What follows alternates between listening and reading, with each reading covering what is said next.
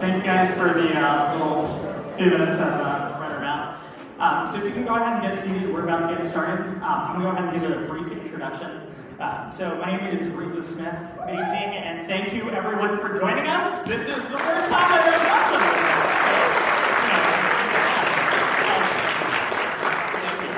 I am an owner and the organizer for MarchAgainst.org. You've probably seen me sprinting around downtown or at a protest, causing trouble, grilling public officials. But why is that? Why would I possibly subject myself to American politics? A lot of what politicians do and what organizations like mine do, and those around the room, is make sure that people's voices are heard. When it counts. You might be here tonight because you wanted a chance to meet a candidate. You might be here because you wanted to find out what they were about. If I was going to guess, I'd say that you're here because you believe in what our country needs. You believe in accountability. You believe in democracy, right?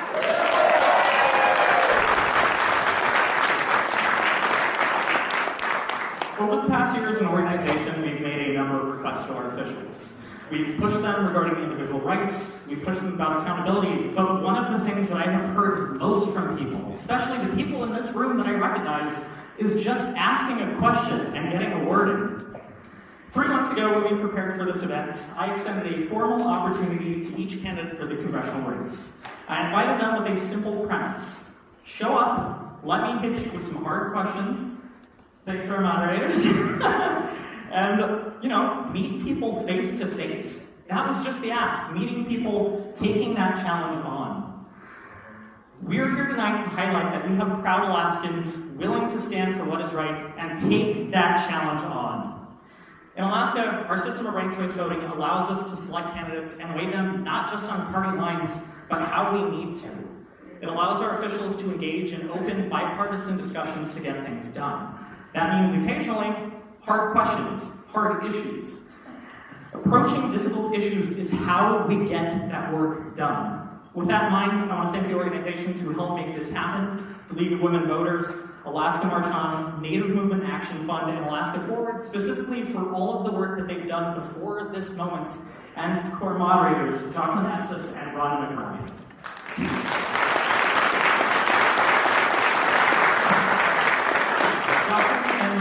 Are longtime Alaskan journalists and veterans of public radio in Alaska. Joaqlin is an pioneering Alaska Native broadcaster. Prior to her retirement, she was a national correspondent for Indian Country Today. Rhonda currently is the senior reporter and producer for KMBA Radio. She is known for her work on television public affairs programs like Frontiers. Thank you.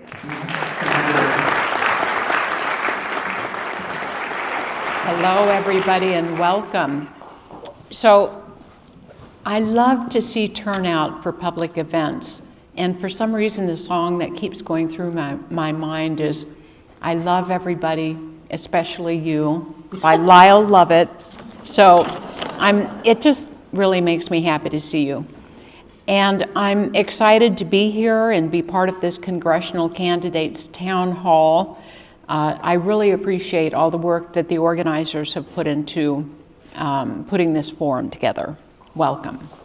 And it is such an honor to be here because this is such a momentous election. So much is at stake for our country. I think we all know it. And we also want to take this opportunity to welcome our online audience who are also watching. So, it's amazing that we have a turnout like this on a Saturday. Thank you for coming. Let's give yourself a hand of applause.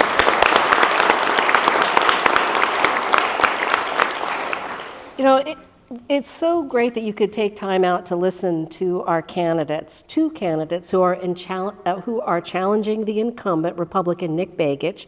So we have with us here tonight Bill Hill. He is registered as an independent, and Matt Schultz, a Democrat. Welcome.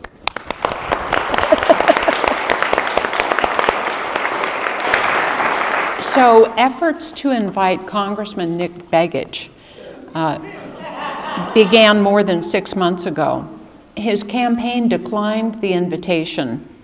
They said it would be more appropriate for him to participate after the primary. There are at least 2 other candidates in the race, both from Fairbanks, that are not actively campaigning: David Ambrose II, a nonpartisan, and John Williams, a Democrat. There's also Matthew Bronco Williams of Anchorage. So let's go over the ground rules here very quickly, as well as the format.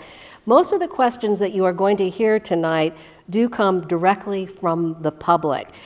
These town hall organizers gathered these ahead of time, and they invited community members to submit their suggestions through an online portal for community members.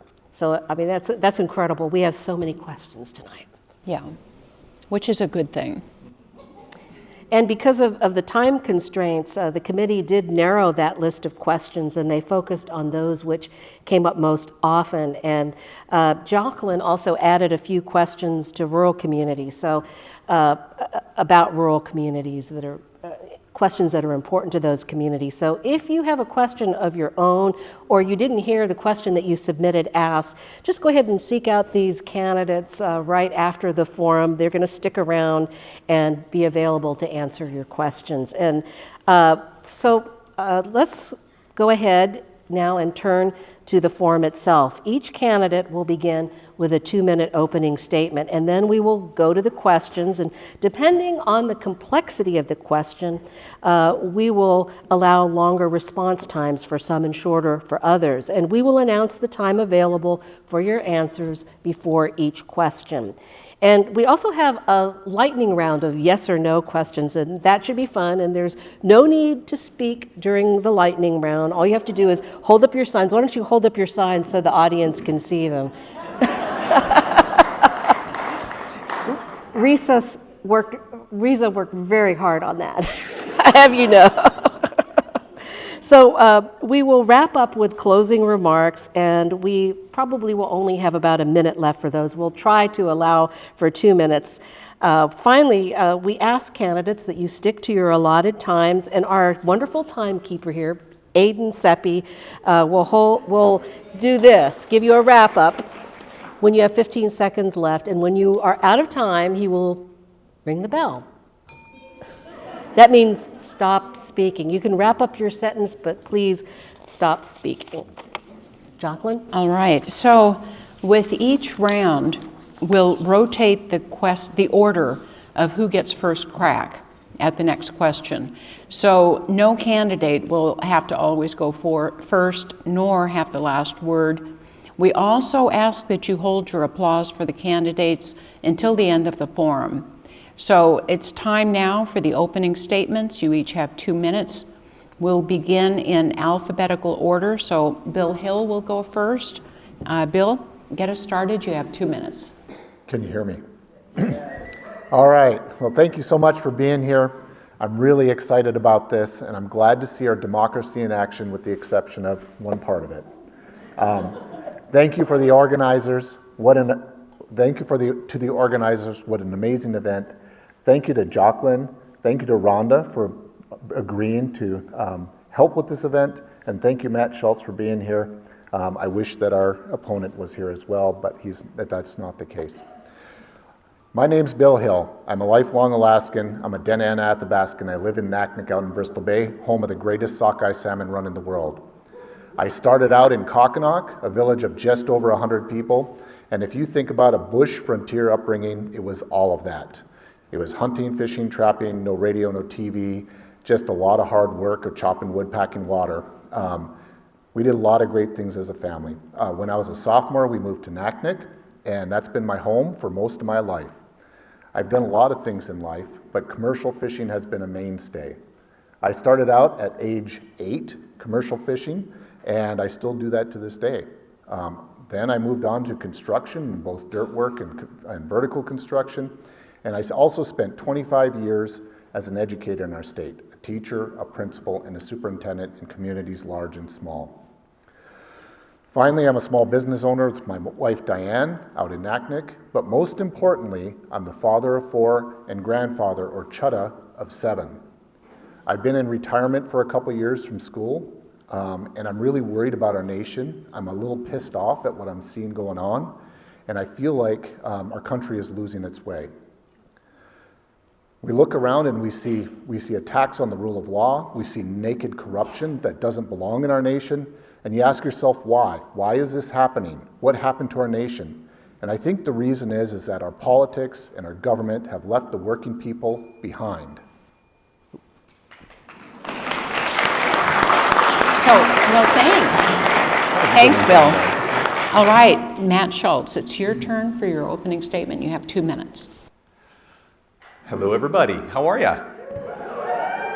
Good to see you, my friends and neighbors, members of my church, members of my community, and most importantly, my mother-in-law. Hi, Joy. Love you. My wife, Elizabeth, and I absolutely love Alaska, and we entered the ministry 30 years ago or more because we wanted to be of service to every place that we lived. And we have made Alaska the home in which we raised all of our children. Our youngest graduates high school next week, and our middle child graduated UAS last week. And I'm having all sorts of emotions, my friends. But one of those emotions is hope. Everywhere I go, people are expressing a certain amount of despair. And young voters in particular, my youngest that just graduated from UAS, his entire political awareness that he's ever lived through has been defined by vitriol and divisiveness and a lack of people doing what they said they would do. And they are losing hope left and right. And now, this cycle through, they're recognizing that this is a turning point. And we can make this change happen for our country if we do a few real simple things. Number one, be the change we wish to see. I've been proud to stand with my friend here and say we're going to run a campaign that's not throwing stones at each other. We are going to exemplify the kindness that Donald Trump mocks. We are going to live our lives by the one principle that I have lived by my entire life, that is in the Hebrew scriptures and the Christian scriptures, but is also adhered to by every major religion in the world and atheists also: love your neighbor. That's what I'll be doing. That's what I will do when I get to Congress. I am not here running against Bill Hill, and I'm not here running against Nick Begich III. I am here running against hopelessness. And if you or any young people you know are out there saying, it doesn't matter who I vote for, remind them there is hope. All right.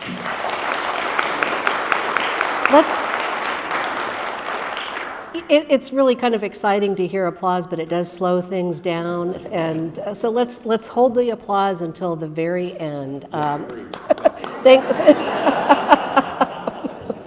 It means you too, Matt. So Matt Schultz, we're going to stay with you for our first question because we are rotating each round. Many of the questions that came to the town hall organizers dealt with climate change, especially the response to it. So what policies would you implement to prevent catastrophic climate change and disasters such as wildfires and flooding? And you have 2 minutes. We have to start any sort of policy discussion by inhabiting the same reality. And in this case, there is an entire political party saying that climate change is not real, or if it is real, it's not caused by people, or if it is real and caused by people, it ain't that bad really because I'm turning a buck off of it. We need to stand up against that and start with the very simple premise: climate change is real. It is caused by human activity and it is disastrous. If we can't start there by accepting the science that has been arrived at by sound investigation for generations now and is agreed to by the global consensus of experts in all the pertinent fields, if we're going to let some people turn a profit off of denying that reality, we might as well also say, hey, there's a flat earth and we faked the moon landing. We're just departing from reality entirely, and it's no wonder then that our policies cause terrible, terrible harm. So we start by remembering science is real. We fund NOAA once again so that we can be investigating what's happening and better predict the storms. We fund FEMA and make sure it's functioning well. And in particular, like every single social issue, it hits the poorest communities the hardest. And this is predictable. It's horrible, it's wrong, but we know it's coming, and so we should be prepared ahead of time so that people are fully funded to be protected from the hardship initially, and after something happens, then we can be there immediately to provide relief, help them to either move or rebuild or whatever that community chooses to do. It starts with the science and it moves on to compassion. And every single vote I ever take will be based on those two things, fact and compassion. Thank you, Matt Schultz. We have another question coming to deal with villages specifically. So what we would like is kind of an overview of climate change. Bill Hill, 2 minutes. An overview of climate change. Well, first off, that's a pretty broad topic. I started out my teaching career as a high school science teacher, and I'll tell you, if 98% of scientists say something's happening, it's happening. Climate change is real, and it's something we need to prepare for, and it's something that we're seeing on the ground in Alaska right now. In fact, those of us who have lived in Alaska for decades have seen it happen. The rivers and lakes in my neck of the woods used to be highways in the winter, and now they're very inconsistent highways and sometimes non-existent highways. We see the impacts across our state, where the leading case for climate change, where I think at 4 times the rate of anywhere else in the world, and we need to start preparing for that. Your person in Congress needs to be on time with funding for disasters like those that happened this last fall, but also we need to be using science and information and discussions with the people who live on the ground to figure out how to plan for climate change, especially those communities that were artificially placed in a specific spot that is not great for year-round living. And that was done by the US government when it built many of the villages in Southwest Alaska. So we need to do the work to support those communities. Thank you, Bill Hill. So the second part of this question has to do with what we see looming, and that is reports from the US Army Corps of Engineers show dozens of villages are on the edge of catastrophe from flooding and melting permafrost and the lack of sea ice. And so what are some specific policies that you would put in place to plan ahead for villages and prevent these catastrophes? And we go to Bill now, right? No, we go yeah. Yeah. Actually, why don't we just go ahead and go to Matt first? Okay, Matt. We can toss a coin too if you like. It's all right. Specific policies, I am in favor of carbon buybacks. I think that's one way that we can help to regulate climate change. I think there are the two different ones. There's the root of the problem. Diversifying our energy is one way to try to claw back global warming so it doesn't continue, climate change in general. And then, of course, there's the fully funding of FEMA and being prepared ahead of time to get the people out of harm's way and rebuild afterwards. Those specific policies almost always come down to accepting the science and providing full funding. Now, the sense that I'm getting from the Republican Party is that they see protection of people in harm's way as a burden that they don't want to bear. It's a hassle, it's a pain in their neck. Instead of seeing it, what I see it as, which is a sacred duty. It is our honor to protect people in harm's way, and that means all of the science ahead of time to get those good predictions in and taking care of them after the fact. All right, Bill Hill. Well, I think I'll start with what I ended on the last sentence, or my last question, which is many of the communities that are threatened by global climate change are there not because that was their traditional spot to live year-round, but it was because the government came in. My grandma, she traveled around to different camps throughout the course of a year in her subsistence lifestyle when she was a kid. And many of these communities did the same thing. And so when the government came in and said, we're putting in a school here, we're putting in a post office here, and you will be in violation of not sending your kid to school if you don't do it, then these year-round communities came up. And so now they're in places they might not normally be, and we have to accept the fact that that was done by our government, and we need to rectify that situation. And I think it's very clear that our communities are suffering, that they're not getting the help they need, so we need to do a couple things. Number one, we need to build a resilient system for our communities that are impacted by emergencies like last fall, and Congress needs to come up with plans and money and discussions with the people on the ground. And then second, we need to make sure we're investing in systems. We need to have an all-of-the-above energy approach in Alaska. We're investing in systems like renewable energy sources so we can decrease the amount of carbon that's in our atmosphere. And we need to plan long range for the impacts of global warming. I don't know if you've heard of El Nino, but it sounds like this summer we're really going to get to meet El Nino, and it's going to be a big deal. Long story short, let's use the science. Let's prepare. Let's make sure we allocate the funding and have conversations with the people who are impacted the most. Thank you. Thanks, Bill Hill. All right, we're going to go to Matt Schultz for our next question. Alaskans are hugely dependent on fossil fuels. So, Matt, what's your stand on renewable energy sources in Alaska, and what would you do to diversify our energy portfolio? My stance on renewable energy is that it is... 2 minutes. Okay, thank you. It is absolutely essential that we diversify, and if we're going to be diversifying, we should diversify into fields that are the best for our grandchildren and our great-grandchildren, and that means clean energy, renewable clean energy, which in and of itself is just ethically correct. But if that's not enough for some people to hear, also, green energy means jobs. Diversification of energy means cash for this state, and predictable cash. We all know that this state has been on a boom and bust cycle for generations. And how's that working out for you? Not so good. We all know that eventually these fossil fuels are going to run out. How long will that take? We're not sure. But it is our job to make sure that we're prepared for it when it happens.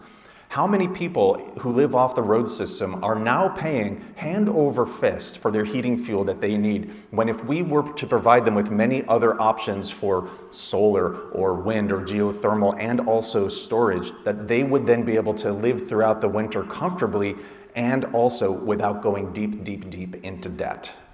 It's our responsibility to take care of one another and not only do what the oil companies want us to do. There are lots and lots of options out there for us if we are just brave enough to take that leap. You know, oil built this state in so many ways, and that's awesome, and we have so much to say thank you for in that regard. But that doesn't mean that we stop there and remain stuck there forever, because right now we're just letting this pitch sail right past us, and it could be a home run for the state. So absolutely, we should diversify for the sake of our stability and our income, and we should do it in ways that are clean for the sake of our grandchildren. Thank you, Matt Schultz. Bill Hill, what is your plan to diversify Alaska's energy portfolio? You have 2 minutes. Well, I tell you, part of my plan would not be what my competitor did, which was to claw back a bunch of great energy projects for the state of Alaska. I was sitting across from some union members in Fairbanks a couple months ago, and they were telling me about the fact that they had developed this training program for the people who are going to install wind and battery projects in Fairbanks. The projects had already been designed, the money was there for them, and they were training the people to do that. And then, here comes the One Big Beautiful Bill Act that our friend here voted for, and guess what happened? Those projects got clawed back, and the people in Fairbanks were very disappointed about that. Alaska needs to invest in renewable energy systems. We need to go after that. Every single one of our delegation needs to be working on that, because not only is it a matter of cost, it's a matter of stability. Particularly, I say particularly for Bush, Alaska, but it doesn't just mean Bush, Alaska. Particularly for Bush, Alaska, where the prices are really high. In my hometown, it's actually cheap for Bush, Alaska. It's $7 a gallon for gas. But the instability of the system is there, and last week, there was no more gas to be sold in our borough, and the fuel barge is not showing up for a couple more weeks. There is no more heating fuel in my borough. So there's instability there that could be offset by renewable energy systems, and I would be a champion for that. I would advocate for that, and I would make sure that the rest of Alaska's contingent in Washington, D.C. was focused on that as well. Thank you. Thank you. So, Bill, we'll stick with you, and the next question is, do you support bringing AI, artificial intelligence, data centers to Alaska? And if so, how would you manage their energy and water needs? And you have a minute for this question. The simple topics get shorter time, I see. I guess I'll go where I will go with any project in the state of Alaska, and that is, if it's going to be beneficial to Alaskans, then yes, let's go ahead and do it. If it's going to be harmful to Alaskans, let's take a step back and see if there's a way we can change it or not do it at all. If Alaskans have to bear greater expenses due to energy, greater expenses for energy because of these systems, then no, we shouldn't do it.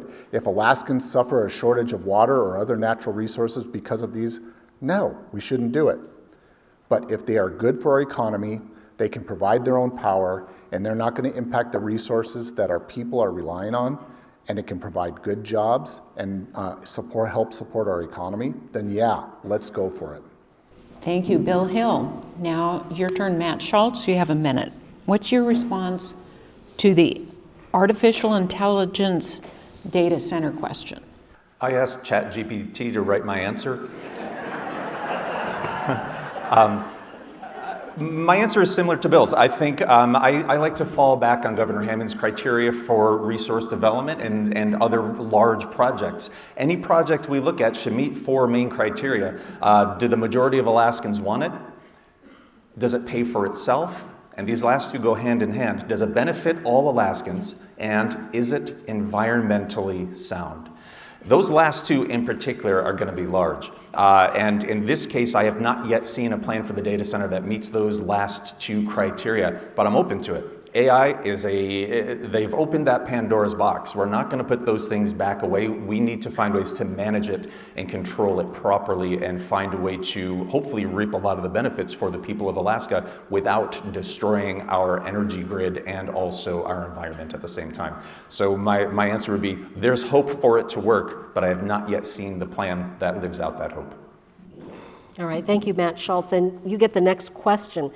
Alaska has had a dual system for subsistence management since 1990, and that has been very problematic, especially for rural Alaska. So what can you do to protect the subsistence way of life and truly make Alaska Native subsistence rights a priority in our state? And you have 2 minutes. We should begin by recognizing that the subsistence way of life is sacred and not something to be treated lightly or brushed aside as a nuisance to big business. This is something we have to protect with all of our hearts and soul, and something that makes Alaska what we are.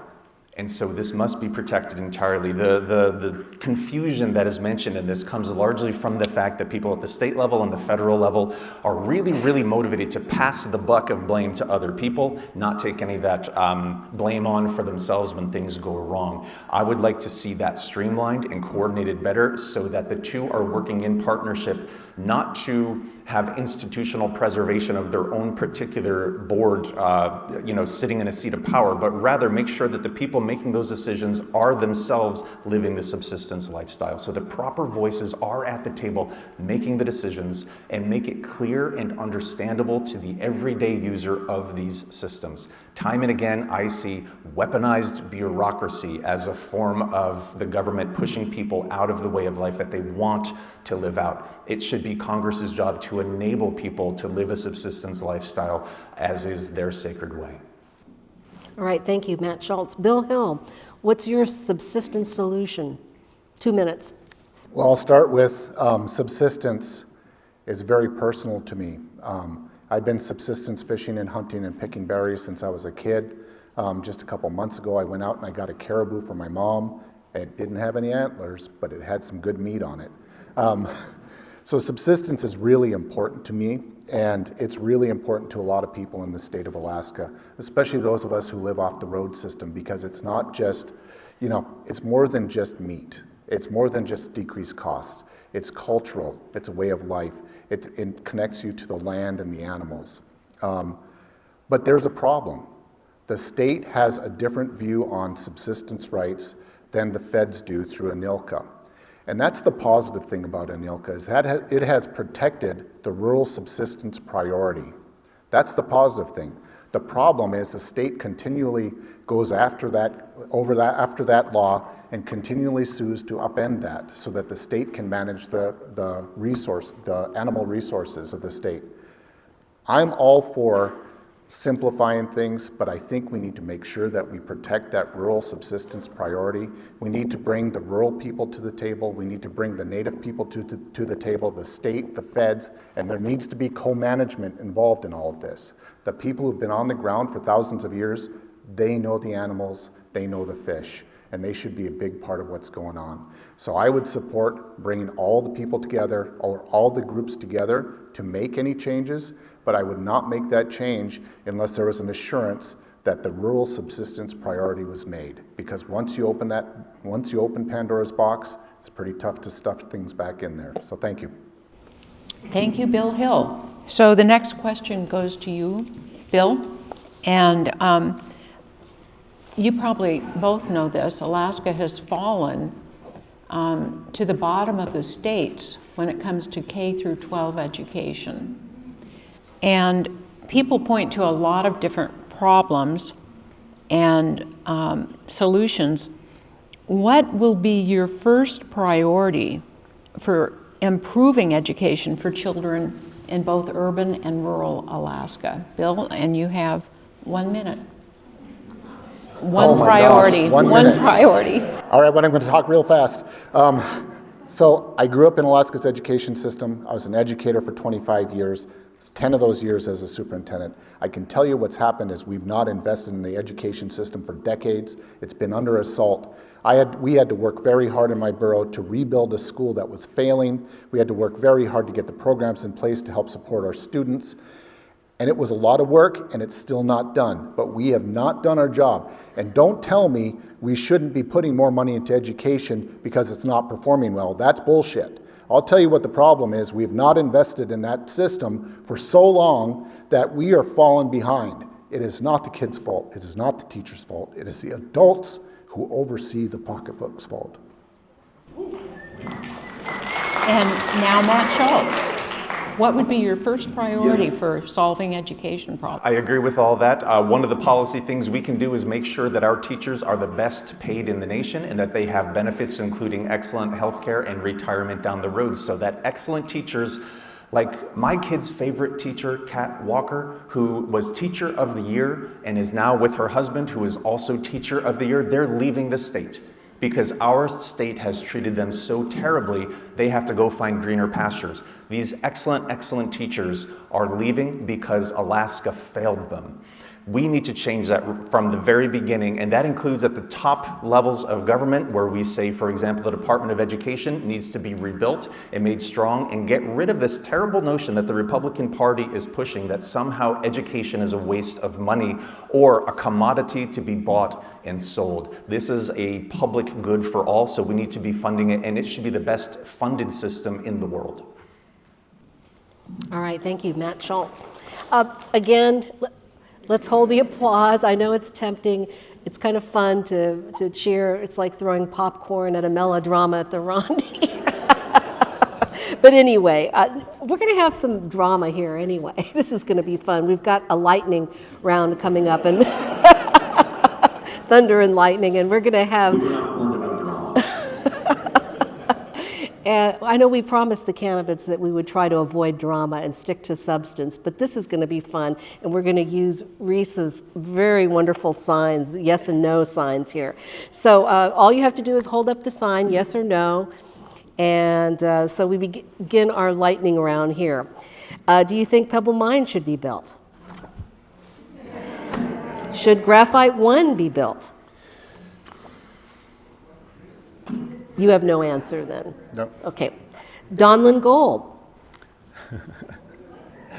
Well, now that I know not answering is an option.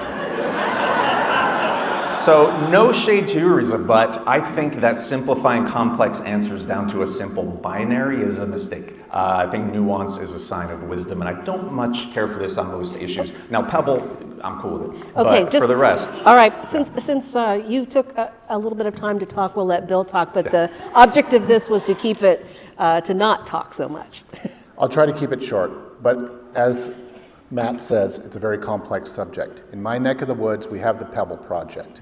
It took over a decade before a decision from the communities in that region came out with most of a majority that said that that project should not be built. And that was the villages, the tribes, the associations, and the corporations, and the people who lived in that region deciding this project should not be built.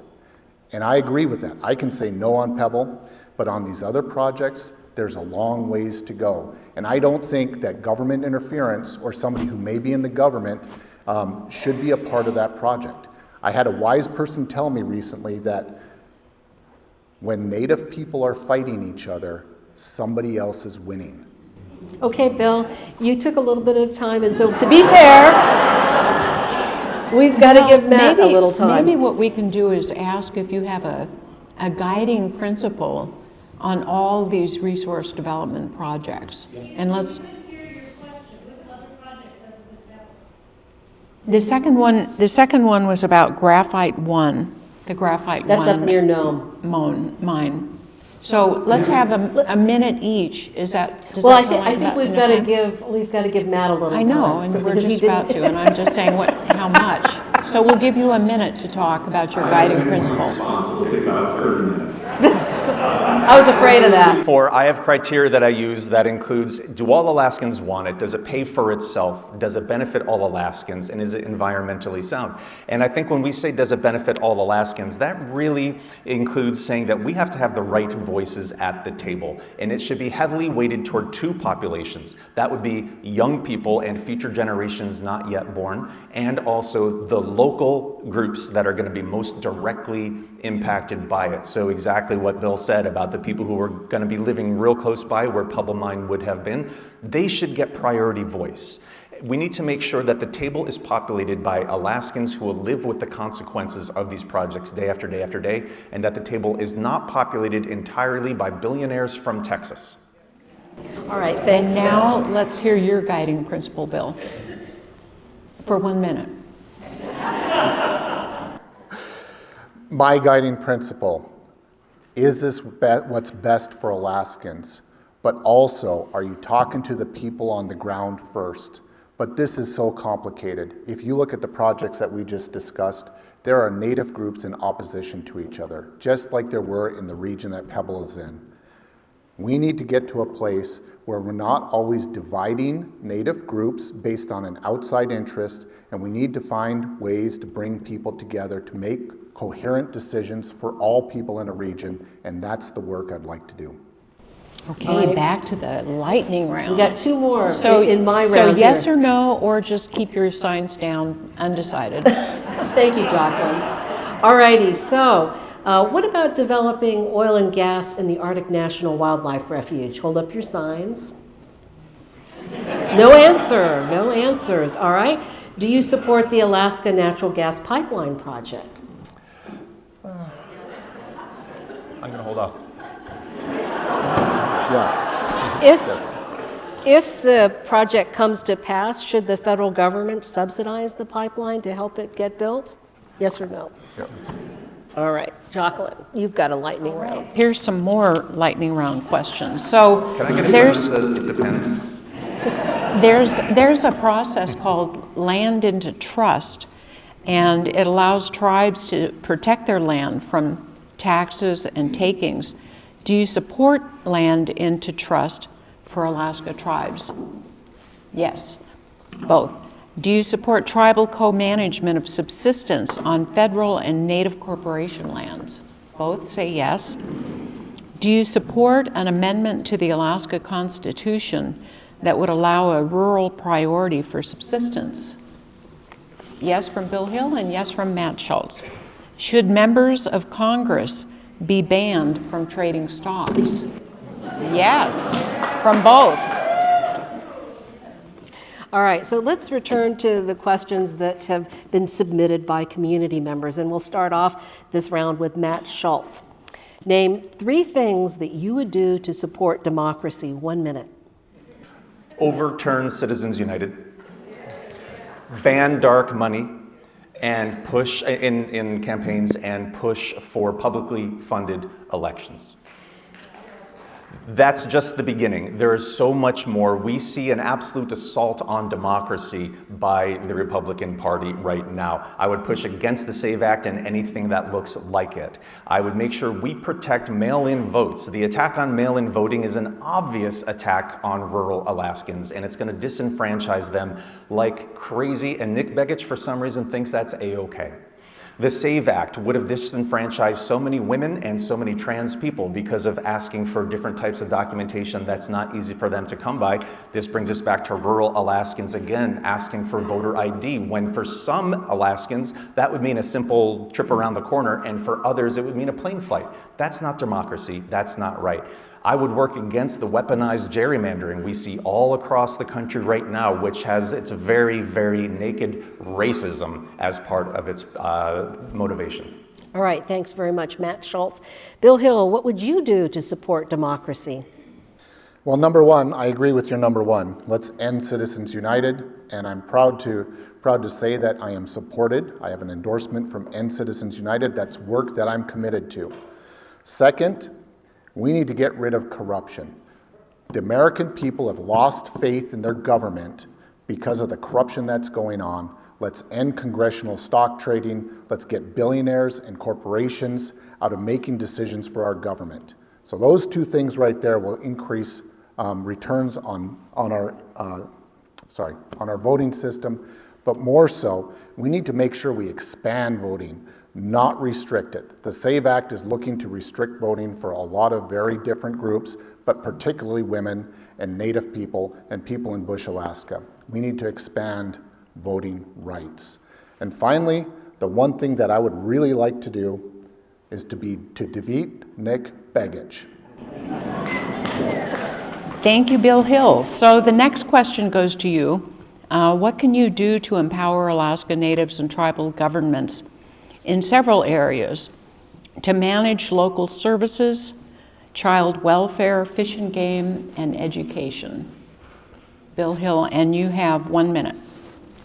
Well, I think what we can do to encourage all of that is for the federal government and sometimes the state government to get out of the way, right?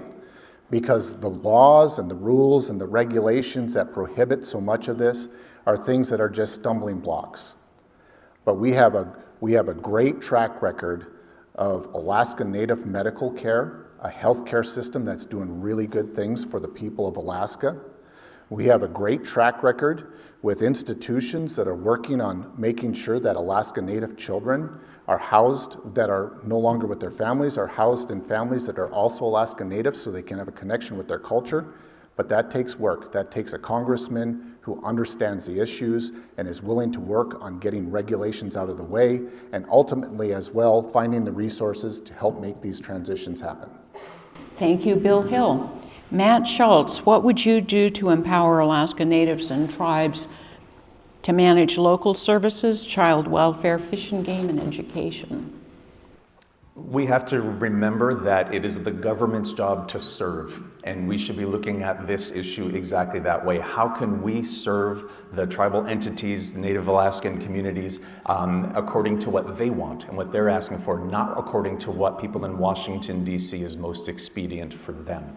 So we're going to enter into it with a service and with listening to what those needs are. After that, you put your money where your mouth is, and you fully fund all of those things that are being asked for by local communities. And that means you recognize that it's going to be very different from community to community to community. There's no one-size-fits-all approach. We fund the things that work for that particular local area, that particular culture and community. Once that is fully funded, we do our best to support it in an ongoing process. Thank you, Matt Schultz, and we're sticking with you for this next question about transgender rights. What would you do to ensure transgender Alaskans have the same access to voting, healthcare, and education that cisgender Alaskans have? Cisgender meaning people whose identity matches their assigned sex at birth. And you have 1 minute. It pisses me off that this is even a question. It shouldn't be. And in this day and age, there's no reason for us to be so backward that we're still saying, who can we scapegoat in order to distract from the horrible job our government is doing? In this instance, I would say healthcare is a right. That's how I would protect trans people's healthcare rights, is saying healthcare is a human right. Are they human beings? Hell yes, they are. And so I will protect them. Voting is a right of a U.S. citizen. Are they human beings? Are they citizens? Yes. Then they should vote, have that right entirely, and they should be protected. What I see in this question, whenever it comes up, and I'll make note that I'm never the one that brings it up, it seems to come up from other spots, is just bullies trying to push somebody around because they're in a small minority within our community, and therefore they think it's okay to try to kick them. I say no to that. My faith compels me to stand up for the attacked. And if you're out there attacking trans people, I will push back. All right, thank you. Bill Hill, we're going to go to you for this. And before that, I just want to mention that this was a question that was submitted from the community, and when we reviewed all the questions, Joaqlin and I and some of the town hall planners, they said this was a very important question to ask about transgender rights. So just establishing that. Bill Hill, you have a minute to explain your position on transgender rights. Great, thank you. First off, human rights are human rights. Everybody needs to be treated with dignity, respect, and should have access to the same rights, regardless of where you come from and who you are, or what your culture is, what your sexual identity is. All of that doesn't matter. You're a human. You deserve the same human rights. I'd be a proponent in Congress to make sure that the laws around respecting human rights are served out equally for all. I'd make sure that I'd go after increasing laws around places where there may be some areas that are lacking, particularly around transgender people.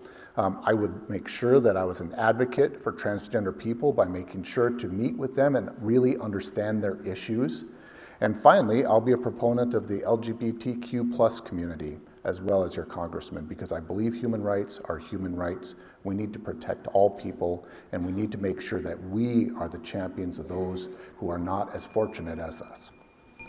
Thank you, Bill Hill. And we begin this next question with you. As a congressman, how would you balance the interests of Alaskans with those of citizens of the other states and of political parties? How would you balance those? And you have, let's see, oh gosh, let's give him a minute. We had it down for 45 seconds, I think a minute. But we're making good time. They're being very succinct. Good. Why do Matt's minutes always seem like 2 minutes? It's part of being a preacher. Bill Hill, 1 minute. All right, so now I've forgotten the question. I'm having too much fun up here. I think that I have lived a life where I'm pulling groups together to do the good for students in my classroom, do the good for the students in my school, do the good for the students in my district and in the state. My very first priority was always the people closest to me. So my priority when I'm in Congress will be for the people of Alaska. Second is going to be the people of America.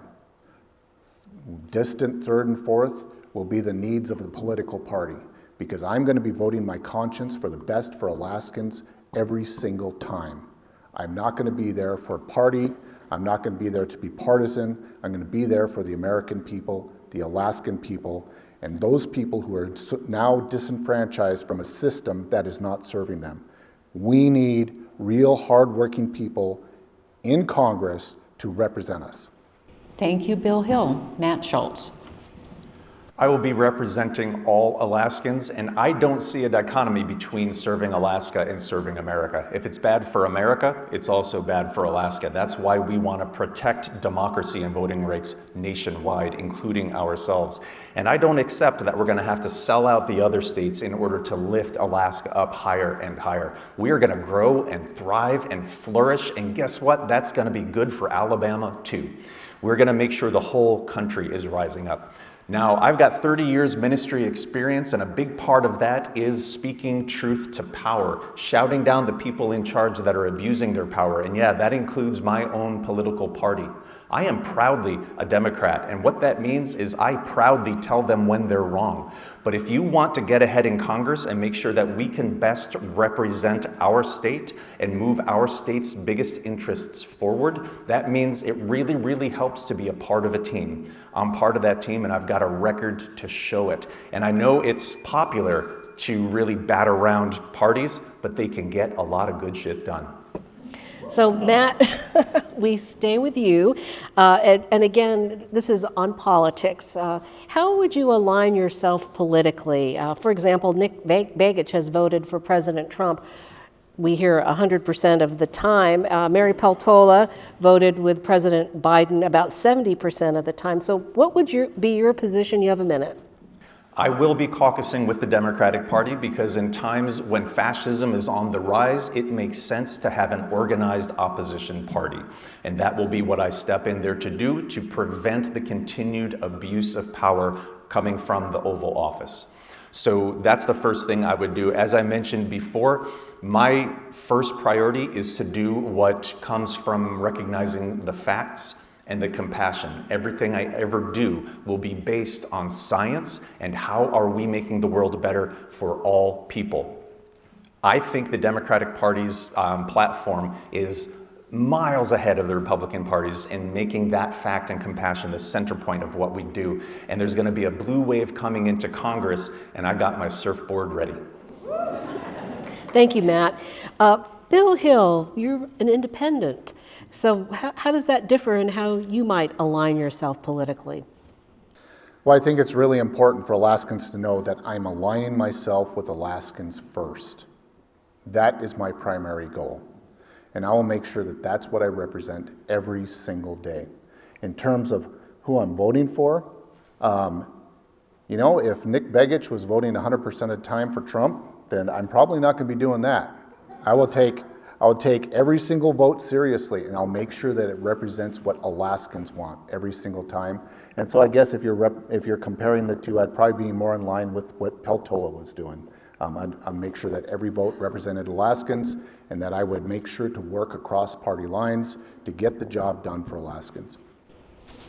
All right, thank you, Bill Hill. So moving to a new topic, my script says we start with Matt Schultz. And the question is, do you support putting limits on the behavior of ICE agents on issues such as masks, tactical gear, and use of judicial warrants only? So you have a minute for that. Hell yes to all of the above. I will absolutely impose all of those things. We need to make sure that the funding for ICE goes back to the levels it was before the One Big Beautiful Bill.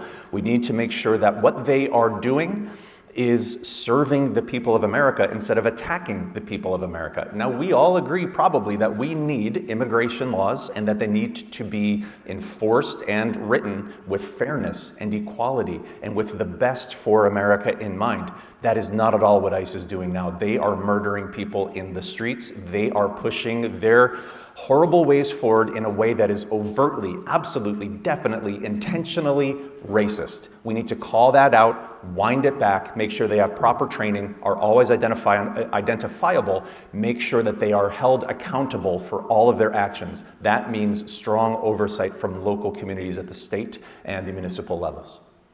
Thank you, Matt Schultz. Next, Bill Hill. It's your turn to talk about whether limits should be put on ICE. I guess I'll echo hell yes. We have an enforcement agency that is not abiding by the norms of the U.S. or even the laws. It is not making Americans feel safer. It's making Americans feel unsafe, and that's wrong. We need Congress to step up and hold these people accountable. We need to make sure that they are doing the job that we want law enforcement to do in our nation. This institution has been around for 20 some odd years, and only recently has it turned into the institution that serves fear, derision, murder, and targeting of minorities. We need to return their funding levels to 2024. We need to have congressional oversight over these people, and we need to make sure that they're abiding by the rules and norms of the United States of America and not just doing what they want every single day for a regime that needs to be changed. So we're getting close to winding down our event, but we did get started a little bit late, so we'll put in one more question, and we'll go to you, Bill Hill, for this. What will you do in Congress to bring down the high cost of living should you get elected, especially in rural areas? 1 minute. We need a lot of work in a lot of areas, but let's just run through really quick. Healthcare. We need to make sure that we go after things like the ACA tax credits, which my opponent did not. We need to go after and reinstate Medicare and Medicaid so that we don't have to pay high costs for Alaskan medical services, elder services. We need to make sure we go after renewable energy systems, particularly for Bush, Alaska. Those will be really important.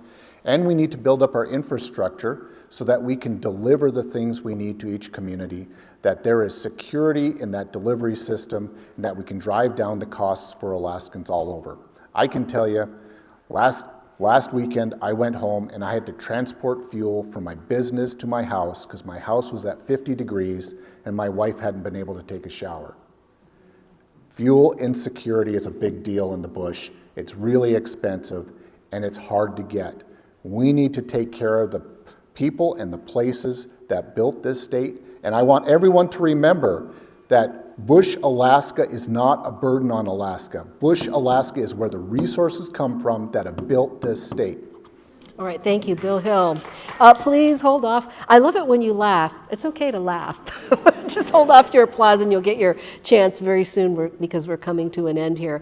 Matt Schultz, what would you do to reduce costs across the state and in rural Alaska? 1 minute. Costs are not high because it's their nature. Costs are high because we have a system doing what it was built to do, which is take money from us and give it to billionaires. That's what's going on. We need to repeal the taxes that are currently doing that, stealing from all of us who are working hard for a living and giving it to people who are already so wealthy they can never spend all of their money in their lifetime. I will also echo what Bill said. We need to make sure that healthcare is taken care of. I am pushing for healthcare for all, absolutely everybody. I think single payer is the way to go, but I'm open to other ways if we can get to that point. I've had the beautiful, horrible experience of sitting with so many people as they die. It's one of the privileges and burdens of being a pastor. In that moment when people should be saying, how am I going to deal with this grief and move forward tomorrow without my spouse and my mom? Instead of dealing with that emotional and spiritual trauma, what they turn to me at the moment of death and say is, I can't believe we're going to lose our house. Because healthcare is so unaffordable that even dying is too expensive. We need to change that. That's how we turn this economy around. Healthcare for all. Thank you. So it's now time for closing statements, and we've done so well. You each have 2 minutes for a final message. So let's go with you, Bill, first. Well, very first, thank you all for coming out and being a participant in your democracy. We need to make sure we continue doing things like this. Matt, thank you for showing up and participating. Nick, not the same for you. I'd like to thank our moderators, and can we give them a round of applause, please?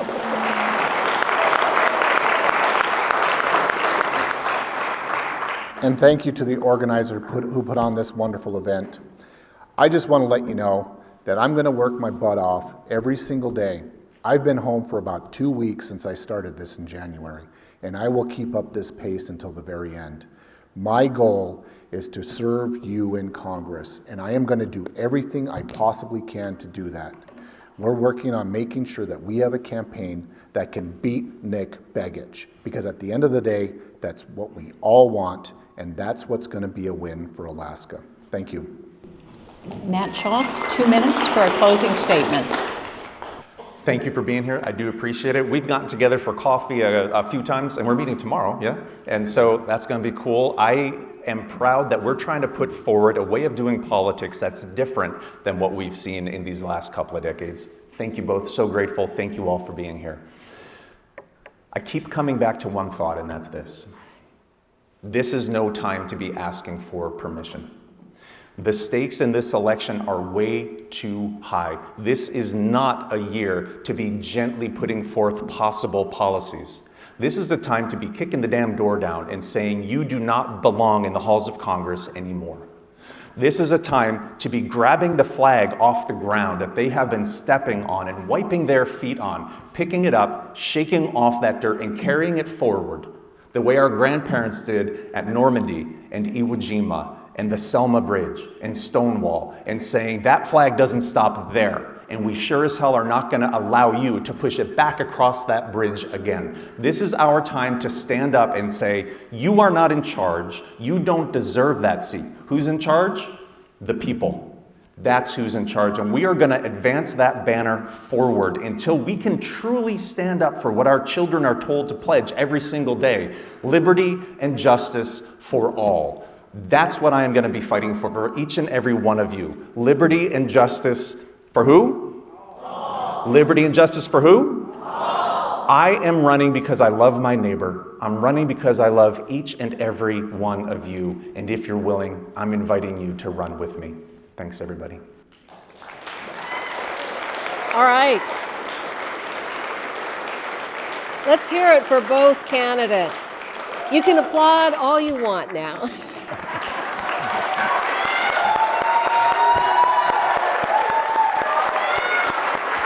So much. Very good. Yeah. That'd be good. Oh, sit back down. All right. So before we wrap up, Rhonda? Well, we just wanted to thank all of you for joining us. And I think you need to give yourselves a round of applause for coming out on a Saturday night. It gives us great hope that people care enough to hear about these issues. And I will say that I've moderated quite a few debates in my time, or forums, and this was a real pleasure because it was really interesting to hear two really well-spoken men. So thanks so much. So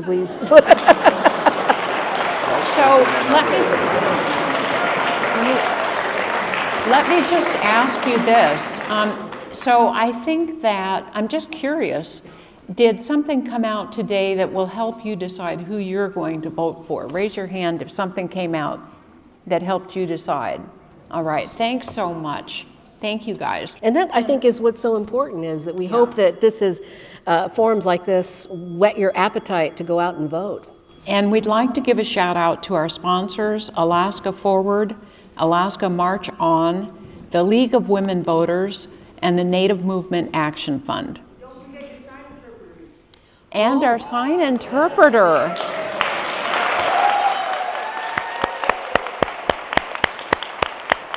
Thank you. And we've also got to thank our timekeeper, Aiden Seppi.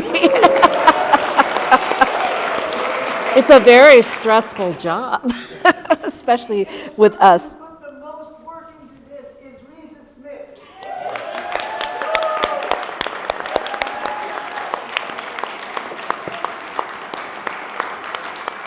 I believe that Risa... And Jeff Chen. And Come Jeff on, Chen. Jeff. Wave at everybody. Stand up. And He's behind the camera. and a whole bunch of other people. We've had a lot of meetings, and people were, really good to put the energy and effort And into Rita this. actually has been working on this for a year now. So, and he's... That's how long it took to try and get Nick to show up. Oh gosh.